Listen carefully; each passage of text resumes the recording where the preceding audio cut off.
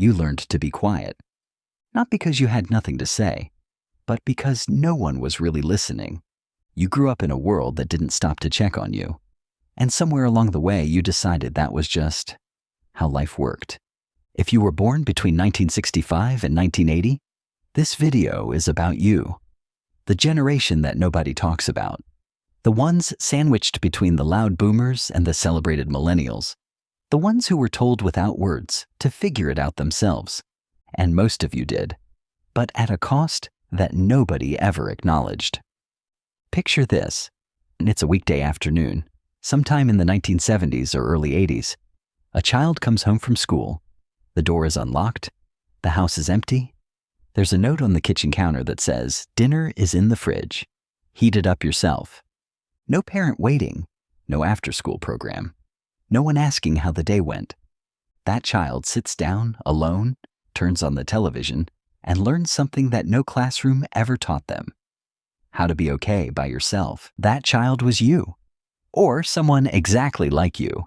And here's what nobody told you then and what most people still don't understand now. That moment wasn't just a moment. It was training. Deep, invisible, psychological training that shaped everything about who you became.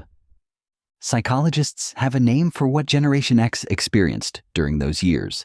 They call it ambiguous loss. It's the feeling of being missing something important, something emotional, without being able to name it. Because nothing terrible happened. The lights were on, food was available, school was attended.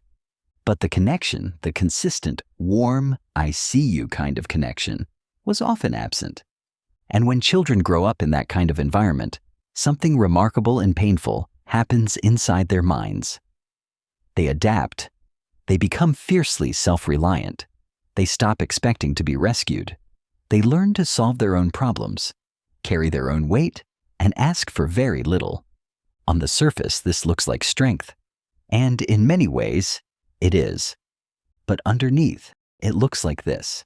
An adult who finds it almost impossible to ask for help, who assumes that showing vulnerability is weakness, who has spent decades being the dependable one, the capable one, the one who handles things, while quietly wondering why they always feel so alone in a room full of people. Pause for a moment. Does that feel familiar? Here is something beautiful and devastating about Generation X. You didn't just survive your childhood. You mastered it. You became so good at independence that independence became your identity. Think about the Gen X adults around you. They are the ones who quietly fix things before anyone notices they're broken. They remember birthdays without reminders. They show up when things get hard, not when things are easy. They don't post much about their struggles. They don't broadcast their pain. They just keep going.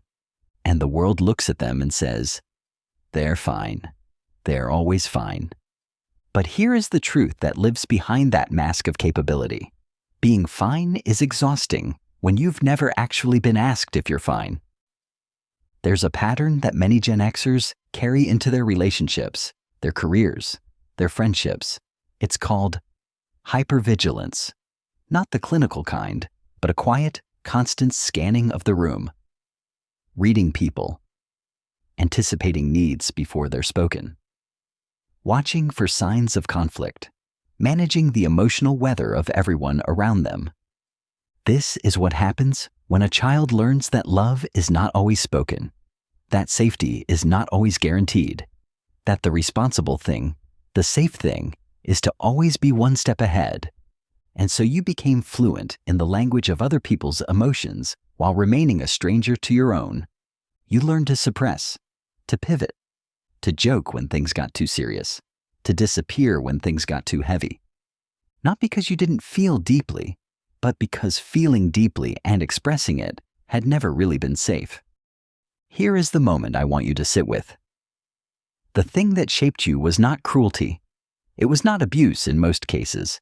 It was absence. It was a world that was moving too fast to look at you. Your parents were navigating economic uncertainty, divorce rates that were skyrocketing, a cultural revolution that had no instruction manual. They were figuring things out too. And so, By accident and by circumstance, you were handed something rare: radical freedom and radical aloneness. You were the generation that grew up before the internet made everything available, before every question had an instant answer, before every emotion had a hashtag. You sat with your uncertainty, you wrestled with your confusion in private, and then you got up and did what needed to be done. That is not a small thing. That is an enormous thing. But here is the quiet revolution that I want to offer you today. The skills you built in that silence, those aren't just survival tools. They are gifts: emotional resilience, clear-eyed pragmatism, the ability to function when everything is falling apart, the refusal to be dramatic when drama doesn't serve anyone. These are rare. These are needed. The world needs more people who can hold steady when the ground is shaking. Take a breath. Let that land. But here is what I also want you to hear. Your adaptability was never permission for the world to take you for granted. Your strength was never an invitation to be overlooked. Your silence was never a sign that you didn't need anything. You needed things. You still do. You needed someone to notice that you were carrying more than you should have to carry. You needed someone to say, "I see how hard you work. I see how much you hold. Let me hold something for you." And if no one has said that to you in a long time, or maybe ever, then let me say it now. You've been carrying this quietly for a very long time, and you did it well. But you don't have to carry it alone anymore.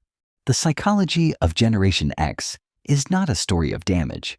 It is a story of adaptation, of quiet endurance, of people who were handed uncertainty and turned it into capability, who were given silence and turned it into depth. But adaptation without awareness becomes a cage. And that is the turning point for so many Gen Xers who reach their 40s and 50s and suddenly feel an ache they cannot name. Not because something new is wrong, but because something old has never been healed. The self-reliance that saved you as a child may be isolating you as an adult. The independence that protected you then may be preventing intimacy now. And the beautiful, complicated truth is, you can honor what you survived without staying trapped inside it.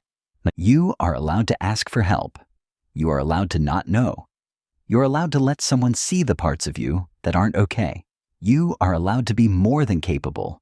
You're allowed to be human. The kid who came home to an empty house and learned to be okay alone, that kid deserved more.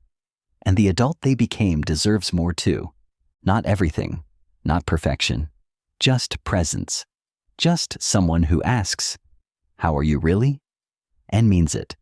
If you are a Gen Xer watching this, or someone who loves one, I hope this cracked something open.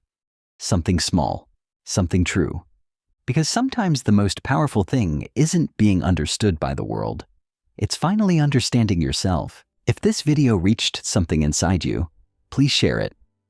Someone in your life needs to hear this too. Subscribe to this channel and follow along, because we're going to keep going deeper into the psychology of who we are, why we are, and how we can gently, bravely begin to change.